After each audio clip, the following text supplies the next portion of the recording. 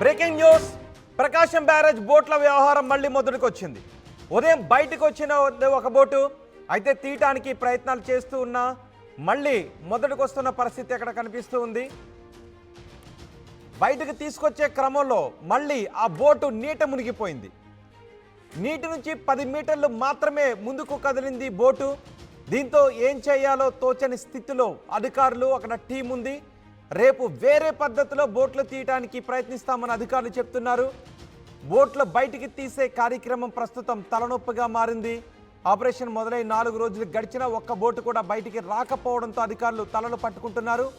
కాకినాడ నుంచి వచ్చిన టీం ఈ బోట్ల వెలికితీత కార్యక్రమాన్ని చేపట్టింది. ఇప్పుడు మనకి ఆ బోట్లు ఆర్టీవీ స్క్రీన్ పైన కనిపిస్తున్నాయి. ప్రకాశం బ్యారేజ్ దగ్గర బోట్లు తీయటానికి చేస్తున్న ప్రయత్నాలు ఫలించడం లేదు. బయటకు వస్తున్నట్టే వస్తున్నాయి, కదులుతున్నట్టే కదులుతున్నాయి, మళ్ళీ అక్కడే ఆగిపోతున్నాయి.